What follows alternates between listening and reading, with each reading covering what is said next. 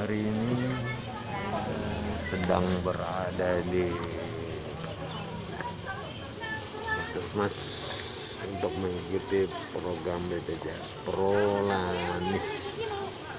Cek rutin 2 kali setahun untuk penderita diabetes dan hipertensi. Saya sakit diabetes. Oke.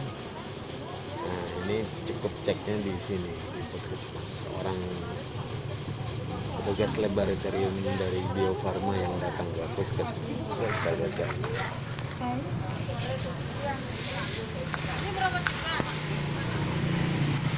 Darwati ada.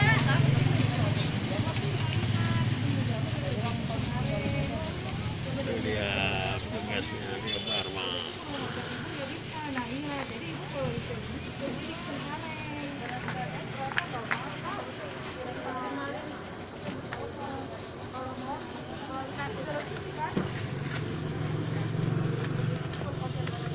Seperti ini, Dok. Manfaat COVID. Oh ya, dibagikan ini nih manfaat vaksin.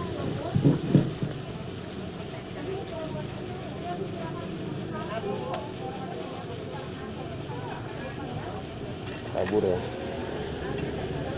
Manfaat vaksin COVID: menciptakan antibodi, kedua mencegah terkena virus COVID, 3 menghentikan perkembangan virus COVID, keempat melindungi orang di sekitar Anda. Ya, nakes, lansia, ASN, dan rakyat. Oke. Oh, yang periksa tuh dapat manulah.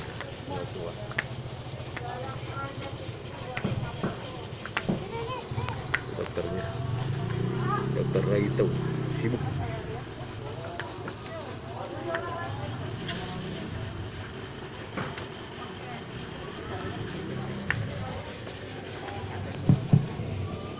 Bapak Ibu, sambil kita menunggu, boleh bergeser Ibu Jaya, ya sambil bergeser aja ya.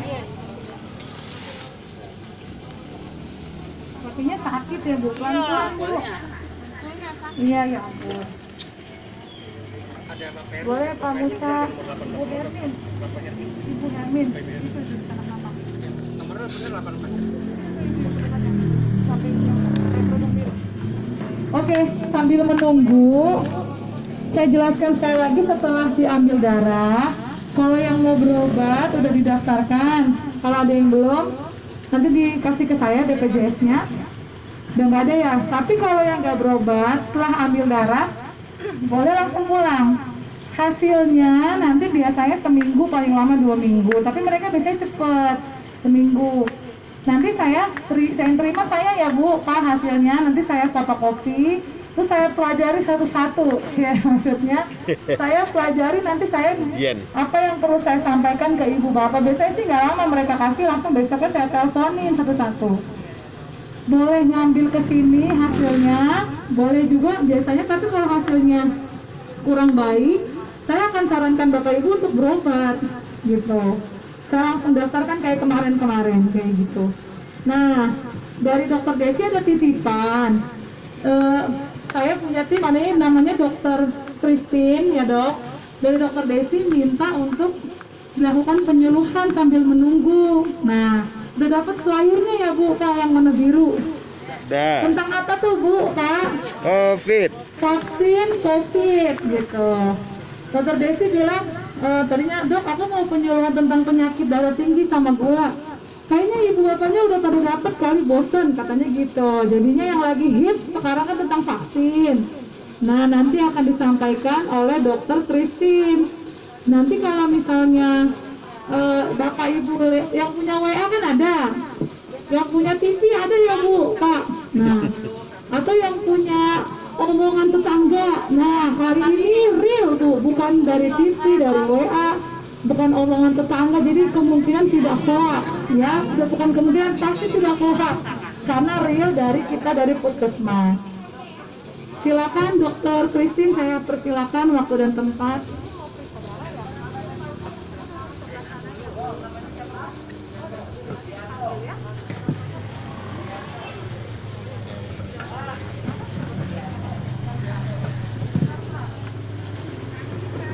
Ibu Bapak semua, perkenalkan saya Dr. Christine ya dari Puskesmas Kedaung Kaliangke. Ibu sini. Jadi di sini yang kita Ini, tahu Bu. dunia lagi diterjang Dede. wabah. Wabahnya apa? Wabahnya apa? Iya, COVID. COVID ini virus atau bakteri? Virus. Virus, semua udah tahu ya virus. Berarti virus, cara penanganannya gimana? Nggak bisa minum antibiotik biasa kalau kita batuk pilek, minumnya apa? Obat. Obat batuk, biasa minum diam-diam beli antibiotik, biasa gitu kan ya. Kali ini, kalau misalkan yang kena batuk pilek karena COVID, minum antibiotik nggak sembuh, nggak bakal sembuh. Kenapa? Bakteri sama virus itu kayak perempuan dan laki-laki, nggak bisa disamain, beda, gitu ya. Terus dok, gimana cara saya mencegahnya? Kayak kita tahu sekarang banyak ya data-data bisa diakses dimanapun yang meninggal karena COVID. Dibilangnya meninggal ada faktor pencetus lain dok, dia ada stroke, dia ada sakit jantung. Loh, Bapak yakin itu karena sakit jantungnya? Bapak yakin karena stroke-nya? Pernah kepikiran nggak kalau misalkan virus ini nyebar hinggap ke organ-organ lainnya? Betul, dia meninggal sakit jantung. Sakit jantungnya diperberat sama apa? Apakah sakit jantung doang? Kalau dia nggak kena sakit COVID, apakah dia akan meninggal? Pertanyaan satu. Bener nggak? Pernah kepikiran sampai sana? Biasanya yang tersebar luas kabar-kabar hoaxnya adalah iya dok, mereka meninggal karena sakit jantung. Sakit jantungnya yang bikin mereka meninggal. Padahal disebab penyakit jantung, COVID-19. Yang masyarakat perhatikan adalah sakit jantungnya, bukan COVID-19-nya. Jadi COVID-19 ini cenderung dianggap enteng. Enggak, COVID cuma batuk, pilek, hilang penciuman, 3-4 hari balik kok dok. Saya bisa balik kemana-mana, saya bisa jalan kemana-mana. Pertama, COVID itu nyebarnya cepat.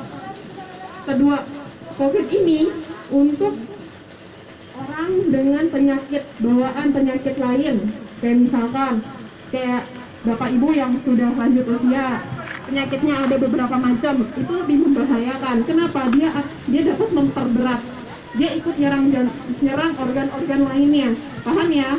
Makanya di sini saya mau mengklarifikasi hoax-hoax yang ada. Saya mohon sama bapak ibu jangan terlalu percaya sama Universitas WA ya. Zaman sekarang universitas, kita semua lulusan Universitas WA. Tolong jangan terlalu dibaca. Tolong kalau dibaca boleh, tapi jangan terlalu dipercaya. Coba di cross check dulu. Ada namanya Universitas Google. Jadi kita saingan Universitas WA lawan Universitas Google, di cross check. Jangan telan bulat-bulat. Terus gimana dok cara pencegahannya? Saya udah pakai masker, teman tetangga saya udah pakai masker, tapi kok masih bisa kena. Ada yang namanya imunitas rendah. Kalau imunitas rendah gimana dok? Ya pasti kena. Caranya gimana? Naikin imunitas. Ada satu cara lagi selain naikin imunitas. Naikin imunitas gimana caranya? Makan enak, tidurnya mati bahagia, ya kan? Ada satu cara lagi yang bisa membantu kita semua selain pakai masker, yaitu vaksin. Pernah dengar vaksin TBC? Pernah? Vaksin TBC nggak pernah? BCG? Pernah? Vaksin polio pernah? Campak pernah? Cara kerjanya sama. Jadi kita masukin virus yang sudah mati atau virus yang lain. Virus kan ini COVID-19, kita masukin satu golongan, tapi bukan COVID-19. Jadi bukannya kita masukin ke tubuh bapak ibu penyakit COVID, kita suntikin plok-plokan supaya kalian kena COVID, enggak. Yang kita suntikin adalah COVID-19 yang sudah mati atau tetangganya, berarti tipe-tipe lainnya yang serupa, supaya tubuh kita kan pintar nih, tubuh kita ini pintar, dia akan nangkap kayak, oh itu tuh mirip banget nih sama COVID. Jadi ketika COVID-19 nyerang tubuh kita, dia udah ada aba-aba.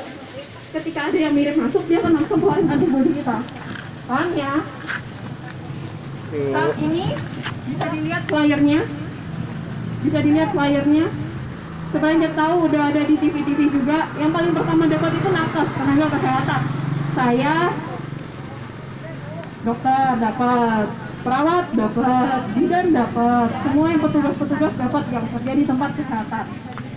Sekarang yang kedua, tim yang paling rentan kedua adalah selain nakes, adalah lansia. Yang kayak saya bilang, lansia penyakitnya banyak, imunitasnya kurang. Pakai masker doang, ada satu masker pakai 3 hari, ya kan? Cara selanjutnya gimana? Divaksin. Yang paling mudah, sakit gak dok divaksin? Ya sama kayak ambil darah, masukin jarum, sama aja. Sakitnya kayak gitu, sama aja. Jadi bukan yang sakit banget kebangetan. Terus efek sampingnya apa dok?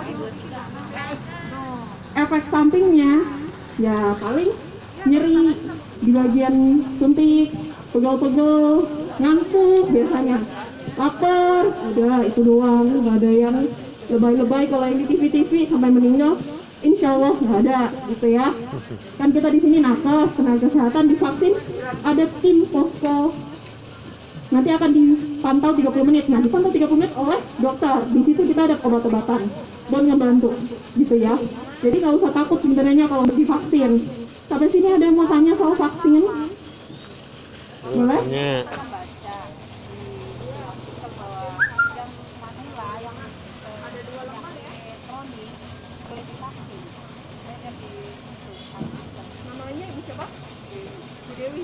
Oke, ini ada pertanyaan dari Bu Dewi. Katanya kalau misalnya manula nggak boleh divaksin. Benar atau enggak dok?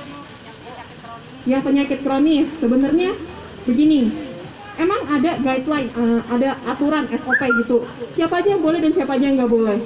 Kalau dibilang manula nggak boleh divaksin, loh manula sama lansia sama apa beda? Sama. Nah, yang nggak boleh divaksin yang mana? Sebenarnya yang nggak boleh divaksin itu ada banyak. Ada kriterianya. Kencing manis boleh nggak dok? Boleh. Syaratnya apa? Terkontrol. Tekanan darah tinggi boleh nggak dok? Boleh. Banyak pasien-pasien saya tekanan darah tinggi tapi tetap saya vaksin. Kenapa dok? Emang dokter nggak takut? Saya takut, saya khawatir. Tapi kita ada SOP. Di bawah 180 boleh saya vaksin. Kita ada tim. Di belakang saya ada tim. Tim bantuan medis. Kalau misalkan terjadi apa-apa, misalkan ada rasa-rasa kelingan, pusing, kita ada bantuannya. Jadi nggak usah takut, kalian kita di sini kalau lagi vaksin tuh bantuan support medis itu semua full, gitu ya. Terus dok, kalau misalkan saya ada minum obat kronis, obat yang lama minumnya, obat anti autoimun, steroid, gimana dok? Tetap bisa divaksin. Mungkin akan kita alihkan ke rumah sakit jika memang kita rasa, oh ini agak rentan, agak mengkhawatirkan jika saya vaksinkan di puskes, saya vaksinkan di sekolah atau di tempat-tempat yang fasilitas kesehatannya kurang lengkap, begitu ya. Ada menjawab nggak bu?